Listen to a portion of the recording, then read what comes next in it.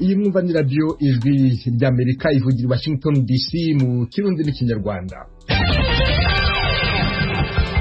Mu Rwanda mutwumvira kuri FM 104.3 no kuri FM 88.3 ya radio Inshuti ya Bose, naho mu Burundi turi ku mirongo migufi ya shortwave kuri metero 19.22 ku mugoroba na metero 25.31 na metero 41 mu gitondo. Muri kumwe na Venuste Nshimiyimana.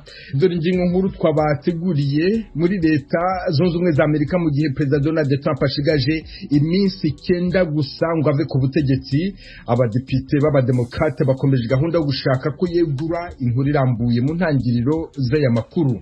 Mu Burundi, ishyirahamwe rya Kiliziya Gatolika rishinzwe gufasha Caritas rigiye gutera ibiti ku nzuzi zo mu mujyi wa Bujumbura na Rusizi.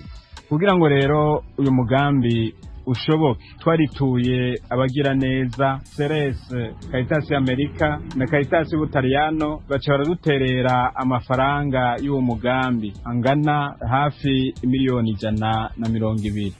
Bosco Ntakarutimana, umukuru wa Caritas Burundi. Impunzi z'abarundi zigera kuri 38 zo mu nkambi ya Mulongwe zikora imirimo y'ubucuruzi ahitwa Ikaseke zaraye zinyazwe amatelefoni ndetse n'amafaranga n'abantu bitwaje imbunda. Kuma kuri twamaze gutohoza bari bariyo abo bari bafashwe, abafashwe cyo ababafashe bari tutse baravuga yuko arabamayimayi. Dominique Ntamubano wahoze ayobora inkambi ya Mulongwe muramwumva mukanya. Ayo makuru kimwe n'andi avugwa hirya no hino ku isi ni mukanya, mugume ku radio yanyu. Ariko mbere y'amakuru avugwa mu karere, reka duhere ku makuru avugwa hirya no hino ku isi, mwateguriwe kandi banagizwaho na mugenzi wacu Aloyize Bigirimana. Urakoze Veniste. Abadiplomate baserukira leta z'ubumwe za Amerika mu makungu basohoye urwandiko ruyamiriza ibyakozwe na President Donald Trump aho yagomoye abayoboke biwe gutera Kongre ya Amerika. Abadiplomate batiye akamo basaba abategetsi bo muri leta gushyigikira utwigoro two kwifashisha ingingo ya 25 y'ibwirizwa shingiro kugira bamukure ku butegetsi. Abo baserukira Amerika mu makungu bavuga ko ibyabaye ku munsi wa gatatu w'indwi iheze byononye icyizere Amerika ifite mu makungu, cyane cyane cyo guteza imbere no kurwanira demokarasi. Bagaragaza kandi ko babajwe no kubona umushikiranganji wa Amerika ajejwe imigenderanire n'andi makungu Mike Pompeo, abarongoye azwi cyane cyane ko ari Somambike na President Trump, ataco arashikiriza cyo gutunga urutoke Perezida kuri iyi ngumuko yabaye. Bavuga kandi ko babazwa nuko atavuze ko abadiplomate bari mu mahanga bashobora guhura n'ibibazo mu guteza imbere demokarasi. Ibiramenyekana igitigiri cy'abadiplomate basinye kuri urwo rwandiko wabonywe n'itorokanizo ry'amakuru ry'abanyamerika The Associated Press. Ibihimba by'imibiri, ibisigarira by'indege hamwe n'impuzu z'abantu byatowe mu mazi hafi y'umurwa mukuru wa Indonesia ejo ku munsi w'Imana, inyuma yaho indege yari itwaye abantu 62 igiriye isanganya. Abategetsi bavuze ko bataramenya icyatumye iyo ndege y'ikompanyi Sriwijaya yo mu bwoko bwa Boeing 737 ikoroka inyuma y'iminota 4 ihagurutse ku kibuga cy'indege mpuzamakungu Soekarno Hatta ku muhingamo wo ku munsi wa gatandatu. Ariko ku munsi w'Imana ejo bavuze ko bamenye ahari agasanduku kayo kirabura kabika amajwi. Bavuga ko iyo ari inzira izobaganisha ku kumenya icyatumye iyo ndege igwa mu kiyaga. Abajejwe gutwara abantu n'ibintu muri Indonesia bavuze ko abahinga mu kwibira mu mazi bagiye gutangura kurondera ku gasanduku, kandi bizigiye ko bitazobatwara igihe kinini batarakabona. Abategetsi mu Bwongereza bavuze cyo ku munsi w'Imana ko ibitaro muri ico gihugu byarengewe n'abarwayi ba COVID-19, kandi igisata cy'ubuvuzi kiri mu bihe bibi bitazigera byibagirwa.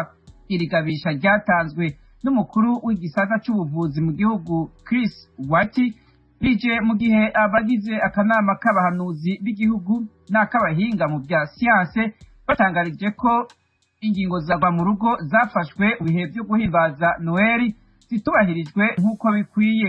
Bavuga ko habaye ukorosha abantu bahurira hamwe mu miryango no kubareka bahurira hamwe mu masoko. bamwe mu bakozi bo mu bitaro bavuga ko ibintu byayangaye ku murwa mukuru Londres no mu bice by'ubumanuko bw'Ubwongereza. Abantu bishwe na corona ejo kuw'Imana mu gihugu barenze 80,000 kandi igihugu kimaze iminsi ine yikurikiranya kironka abarenga 100 biyongera kubafa.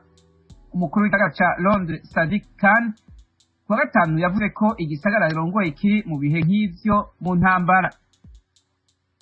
Tukivuga kuri uyo mugera, perezida wa Mali Lazarus Chakwera avuga ko ababajwe n'uko ibitigiri by'abandura COVID-19 byiyongereye mu gihugu. Mu ijambo yashikirije ejo ku munsi w'Imana yatangaje ko atanguje iminsi 21 yo kwisonzesha kugira arondere ububasha buvuye ku Mana mu guhagarika ikwirakwira ry'uwo mugera.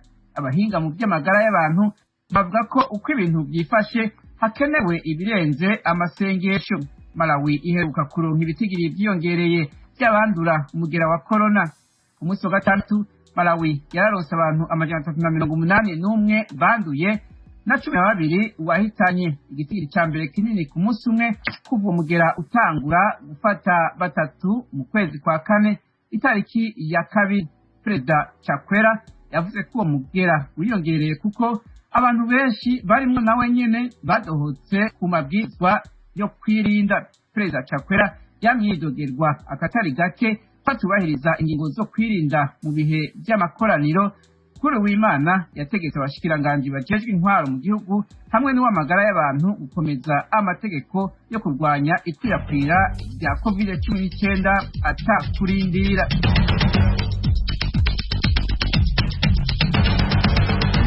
arakoze Aloise Bigirimana utugejejeho amakuru avuga hirya no hino ku isi.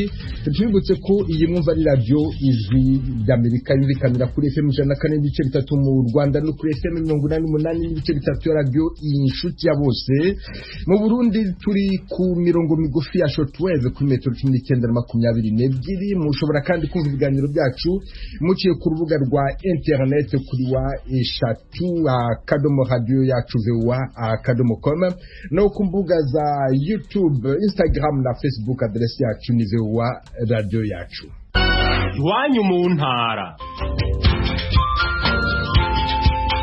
tuyagire mwisanzuye kwijwi rya Amerika. Ni kuva kuwa mbere gushika kuwa gatanu kuva isaha 7 gushika isaha 7 n'igice z'umutaga.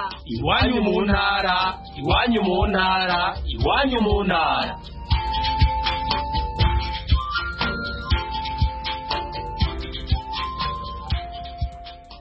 Muri leta zunze ubumwe za Amerika mu gihe Perezida Donald Trump ashigaje iminsi 9 gusa ngo ave ku butegetsi, abadepite b'abademokrate bakomeje gahunda yo gushaka ko yegura. Nancy Pelosi, Perezida w'inteko nshinga amategeko, ashobora gusaba kuri uyu wa mbere Vice Perezida Mike Pence kwifashisha ingingo ya 25 y'itegeko nshinga, agatangaza ko Perezida Trump atakibashije gutegeka igihugu ibyo yaramuka atabikoze. Ejo hagatangazwa ingingo zashingirwaho kugira ngo Trump yeguzwe ku butegetsi. Iyi nkuru turayisomerwa na Claude Ganza Munyamagana.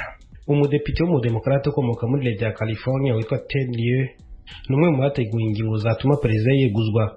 Ku mugoroba wo gatandatu yanditse ku rubuga rwe rwa Twitter ko ingingo zizashingirwaho mu kweguza perezida zishyigikiwe n'abadepite barenga 180 nubwo nta mu Republican n'umwe urimo. Nubwo manda ya mbere ya Perezida Trump izarangira ku itariki 20 z'uku kwezi, Nancy Pelosi uyu mutwe w'abadepite mu nteko ishinga amategeko na bagenzi be barifuza ko ahita yegura, nubwo hari amahirwe menshi yuko abasenateri wewe n'umurepublikani bo batashyigikira umugambi. Kuwa gatanu w'iki cyumweru dusoje, Nancy Pelosi yaravuze ati iyi myitwarire ya perezida usa nk'uwavangiwe mu mutwe ntikwiye gukomeza turebera. Dukwiye gukora igishoboka cyose tukarinda abaturage ba Amerika ibitero bye ku gihugu cyacu na demokarasi yacu. Kugira ngo abadepite beguze perezida ku nshuro ya kabiri birasaba ko sena iterana ikabisuzuma, kandi ku nshuro ya mbere sena yabitesheje agaciro. Abadepite banasabye Vice Perezida Mike Pence kwiyambaza ingingo ya 25 mu itegeko nshinga rya Amerika, uburyo rukumbi bwakwihutisha kweguza perezida. Ntacyo Pence yigeze avuga kuri iki cyifuzo, cyakora bivuga ko yabwiye inshuti ze ko atabikora. Ingingo ya 25 mu itegeko nshinga rya Amerika yatowe mu mavugurwa yakozwe mu 1960 iha ububasha Vice Perezida bwo kuba ari ufata ibyemezo aho kuba perezida.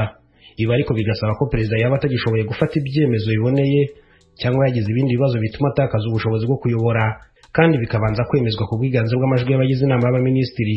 Abasesenguzi ariko basanga uburyo nabwo bugoye cyane kubera iminsi mike Trump asigaje ku buyobozi. Abadepite benshi biganjemo abademokrate n'abarepublikani bakeya bashyigikiye ko Trump yeguzwa cyangwa akamburwa ububasha bwo gufata bimwe mu byemezo. Umusenateri witwa Lisa Murkowski ukomoka muri leta ya Alaska yasabye perezida Trump kwegura. Uyu ni nawe umusenateri wa mbere w'umurepublikani washyigikiye ku mugaragaro umugambi wo kweguza perezida. Kuwa gatandatu w'iki cyumweru gishize, senateri Pat Toomey wo muri leta ya Pennsylvania we yabwiye televiziyo Fox News ko atashyigikira umugambi wo kweguza perezida nubwo yemera ko yakoze ibyaha ubundi byakamweguje. Hagati aho ariko mugenzi we muri leta ya Nebraska we yabwiye televiziyo CBS ko ashyigikiye cyane gahunda yo kweguza perezida. Kevin McCarthy ukuriye abarepublikani mu nteko ishinga amategeko umutwe w'abadepite we yavuze ko adashyigikiye na gato umugambi wo kuvana Trump ku butegetsi. Perezida watowe Joe Biden yavuze ko Trump adakwiye kuba akiri ku butegetsi, cyakora ntanashyigikiye abademokrate bashaka gutangiza umugambi wo kumweguza ku nshuro ya kabiri. Biden avuga ko iyo biza kuba Trump atazava ku butegetsi mu byumweru bitagera kuri 2 yashoboraga gushyigikira ko yeguzwa. Yagize ati, iyo aza kuba asigaje nk'amezi 6 twazaga gukora ibishoboka byose akava ku butegetsi, byaba gutangiza ibirego byatuma yeguzwa, byaba se kwiyamaza ingingo ya 25 n'itegeko nshinga cyangwa ubundi buryo bwose bushoboka. Ubu nge nshishikajwe no kuba ari twe tugiye kuyobora nka perezida na visi perezida ku itariki ya 20 tugahita dushyira mu bikorwa ibyo twateganyije. Perezida Trump yashinzwe gukoresha nabo ububasha afite no gukoma mu nkokora imirimo y'inteko ishinga amategeko mu 2019, ariko seneza kumugira umwere kuri ibyo byaha mu kwezi kwa 2020. Nta mu perezida wa Amerika n'umwe yigeze weguzwa inshuro ebyiri. Impuguke Paul Berman wigisha mu ishami ry'amategeko muri kaminuza ya George Washington yo mu murwa mukuru wa Amerika, Washington DC, asobanura ko hari impamvu ebyiri zatuma perezida yeguzwa. Ati, impamvu ya mbere ni yuko perezida uri ku butegetsi yagabye igitero kuri guverinoma ya Amerika, icyaha kibi kurusha ibindi byose umuperezida yakora. Icyo ntigikwiye kubura mu byo yaregwa. Impamvu ya kabiri ni uko naramuka yegujwe ahamijwe ibyo byaha bizatuma atazigera yongera kwiyamamariza kuba perezida mu gihe kiri imbere. Urakoze Claude Gaonza mu Nyamagana. Nongereho ko komiseri mukuru w'ishami ry'umuryango w'abibumbye ryita ku burenganzira bwa muntu Michelle Bachelet yamaganye igitero cyagabwe kuwa gatatu w'icyumweru gishize ku ngoro y'inteko y'ishinga amategeko y'Amerika izwi nka US Capitol. Yavuze ko ari ukwibasira ubwisanzure bwa demokarasi kandi ahamagarira iperereza ricukumbuye ku byabaye. Bachelet ashyira icyo gitero ku bayobozi abanyapolitiki bagoreka ukuri babigambiriye kandi bashishikariza urugomo n'urwango. Umuvugizi w'ishami rya ONU ryita ku burenganzira bwa muntu Ravina Shamdasani yavuze ko ibyo bavuga ko amajwi yibwe mu itora ari bumwe mu buryo bwo gusuzugura inzira ya politiki muri Amerika. Shamdasani avuga ko ari byo kwishimira kubona ibyo bikorwa bitarageze ku ntego byari bigamije, ariko avuga ko ingaruka zabyo zinahungabanya inzira ya demokarasi, ko ari ibintu bibabaje. Shamdasani avuga kandi ko urugomo ku bitangazamakuru rwakongejwe n'imvugo yumvikanisha ko abanyamakuru ari abanzi ba rubanda. Akongeraho ko hagaragaye ibimenyetso by'uko abazungu bari hejuru y'abandi byari byitwajwe n'abagabye igitero ku nzu Congress y'Amerika yikoreramo. Avuga ko ari ibintu bibabaje cyane, akavuga ko komiseri mukuru w'ishami rya ONU ryita ku burenganzira bwa muntu Michelle Bachelet yamagana ibyo bimenyetso byerekana urwango rushingiye ku moko, kandi ko ahamagarira abayobozi bose b'abanyapolitiki kubyamagana nabo. Arangiza avuga ko kuba umupolisi n'abandi bantu 4 barahashize ubuzima ari ibintu bibabaje, agasaba ko hakorwa. Mukomeje kumva ijwi ry'Amerika. Hashize umwaka kuri iyi tariki umuntu wa mbere yitabye Imana mu mujyi wa Wuhan mu Bushinwa agaragaweho ibimenyetso by'indwara yaje kwitwa COVID-19. Magingo aya iyo ndwara imaze kwandurwa n'abantu barenga miliyoni 90, abagera kuri miliyoni 50 barayirwaye barayikiranaho, abagera kuri miliyoni ebyiri irabahitana. Mu Burundi kuri wa mbere abashinzwe gupima virusi ya COVID-19 batangije gahunda yiswe ndakira sinandura kandi sinanduza coronavirusi. Ni gahunda izamara iminsi 30 ikabibera mu murwa mukuru w'ubukungu Bujumbura, umujyi utuwe n'abantu barenga miliyoni 1.200,000. Iyo gahunda yari yatangijwe mu kwezi kwa gatandatu na Perezida Evariste Ndayishimiye. Yabyushijwe kubera ko mu gihugu hongeye kugaragara abantu benshi bandura iyo virusi. Kuri wa mbere kandi imbibi zo mu mazi no mu kirere zafunzwe mu Burundi. Bamwe mu bantu bari bamaze no kubona impushya zo kuva mu gihugu bakoresheje umuhanda bajya mu bihugu bihana imbibi n'u Burundi babwiye Ijwi ry'Amerika ko ibyemezo byashyizwe mu bikorwa ko ntawe usohoka cyangwa ngo yinjire kugeza ubu. Abashinzwe ubuzima mu Burundi bemeza ko abantu babiri aribo bamaze guhitanwa na COVID-19 kuri 884 bayirwaye. Abamaze gupimwa barenga 90,000. Tugume mu Burundi, ishyirahamwe rya Kiliziya Gatolika rishinzwe gufasha Caritas rigiye gutera ibiti ku nzuzi zo mu mujyi wa Bujumbura na Rusizi. Uwo mugambi uzatwara hafi miliyoni 120 z'amafaranga y'amarundi, ukaba ugamije gufasha imiryango irenga 1000 yavanywe mu byayo n'imyuzure, ikabafasha kugira ngo bashobore kugera ku bikorwa by'iterambere. Inkuru irambuye Eloge Wirikaneza. Iruhande y'ibiti bizoterwa ku nkengera y'inzuzi na cyane Rusizi, rugabura Burundi na Repubulika ya Demokarasi ya Kongo, hazoba n'umugambi wo gusahiriza imiryango ikenye kurusha iyindi irenga 1000 yahuye n'imyuzure y'amazi mu mwaka ushize.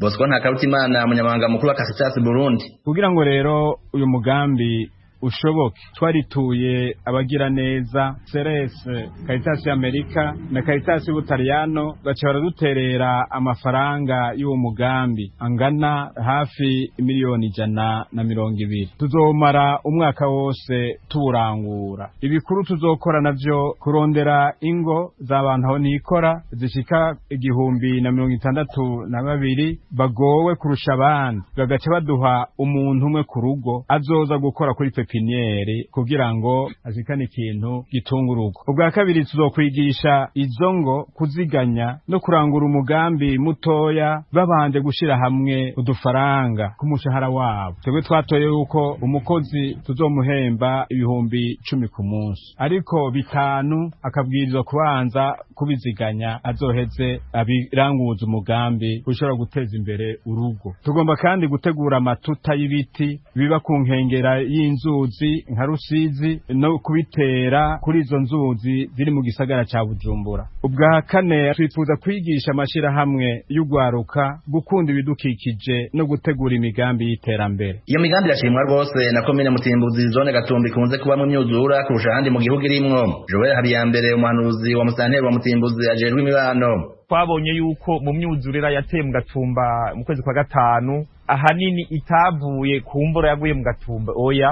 ahanini twatewe n'amazi ya Rusizi. Kugira rero amazi ya Rusizi adutere nuko yabonye ko inkombe zitakomeye cyane acamenera aho nyene maze arara mu banyagihugu. Nukuvuga rero ko uyu mugambi bizotuma ivyo biti bikomeza izo nkombe, kandi twizere neza yuko iyi myuzurira yamitera Gatumba n'izindi zone komine Mutimbuzi itazosubira. Turabishimye cyane, turabishimye gose, kandi twumvise yuko muzoronsa akazi abene gihugu bafite ikibazo baba mu mafiti, abene gihugu bagowe cyane gusumba abandi. Nivyo ni kubishima cyane kuko nukuri ubuzima burabagoye. Ntaje turazokubwira ngo uyu mugambi ushike ku ntego yabo. Bamwe mu banyagihugu bo mu Gatumba nka Claudine Mpabonimana na Stanislas Minani baganiriye n'Ijwi ry'Amerika nabo nyene bamenyesha ko umugambi uje hageze, bemeza ko bazobungabunga uko bashoboye bakanavyigisha bagenzi babo. Tuvyakira neza cyane. Umwuzure utera twarabonye amakuba menshi, naho je ndavye urugo mbamwo tutashikiriwe cyane, ariko umutekano w'abandi bavukanye warahungabanye. Turashimye, turakengurutse ubwa mbere kuri uwo mugambi mwiza wo gutera ibiti, kuko dusanzwe tumenyereye yuko ibitari byo bikinga inkukura, amazi yo mu nzuzi canke mu biyaga atera kugira atwara abantu ku nkengera zabo. Turazi yuko neza ikintu ca mbere gikinga ari ugutera ibiti, ari ugutera birya bintu vy'ivyatsi. Uwo mugambi turabona yuko ari umugambi mwiza bikunze uzodushikana ku kintu gikomeye kuko ni uwo mugambi niwamara gutera imbere ibiti bigategwa bikamera bigategwa kuri izo nkengera turabona neza yuko bizodukingira uwo mwuzure w'amazi yatera hanyuma agatwara abantu agatwara iparasere z'imiryango turavye nko ku bantu batwawe barahaboneye amakuba menshi bamwe bagiye mu mpunzi baba mu mahema batari bwabe muri ubwo buzima kandi hariho n'ibintu byinshi byahononekariye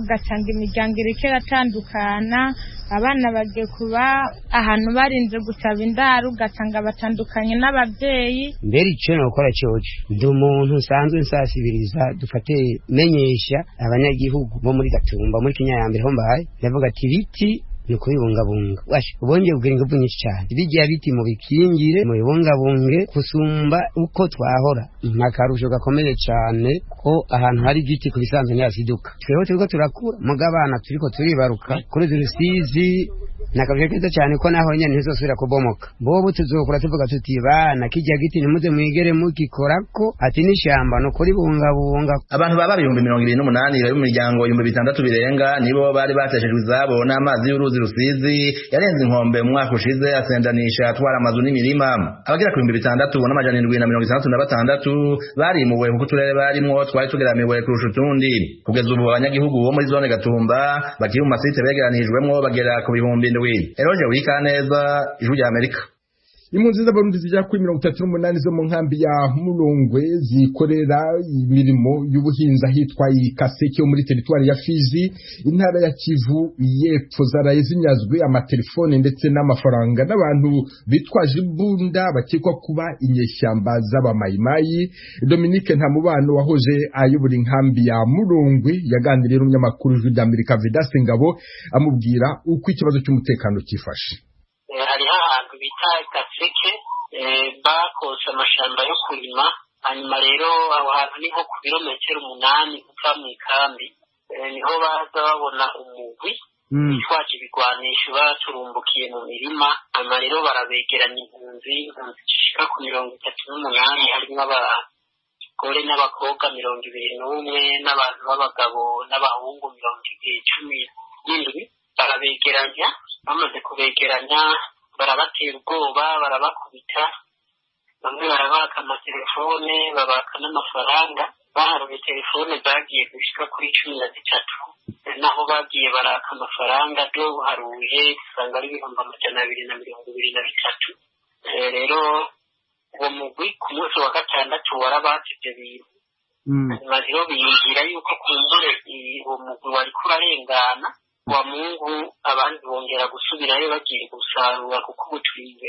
isarura ry'ibiharage ibijumbu ibigori niko rero bongeye gusanga uwo muzi kandi n'ubundi ari bukiri kimwe banababwira yuko ariho bacumbitse bari hafi y'aho hantu kuko baje begeranya abantu ngo bakeneyemo abagore batwara babajane kubagira abakozi bo kubashumbira ubugari n'ibyo rero bongeye barasahura n'ubundi amatelefone barasahura amafaranga ariko rero twabamenyesha yuko muri iyi minsi iheze mu ikambi mw'ijoro hariho abantu babona uwo mugwi urengana uca mu ikambi na cyane cyane ku mabloke ari impera y'ikambi tambuga bloke ya 21 22 23 na 20 niho uwo mugwi ukunze guca. Uwo mugwi uvuga n'uw'abantu bameze gute? Baba ari abasirikare baba ari inyeshamba babona bameze gute?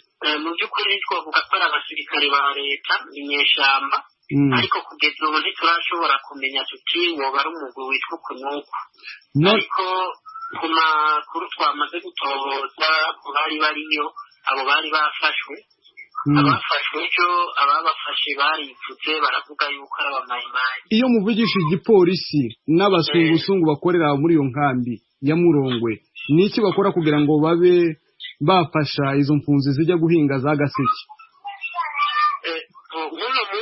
uno munsi bagize igikorwa bakora bajanye n'igipolisi kugira ngo begeranye imyimbu baciye bata ejo bafashe umuduga barapakira abo izo mpunzi kugira ngo babajane bashobore gushira iyo myimbu yabo mu modoka babafashe kubaza.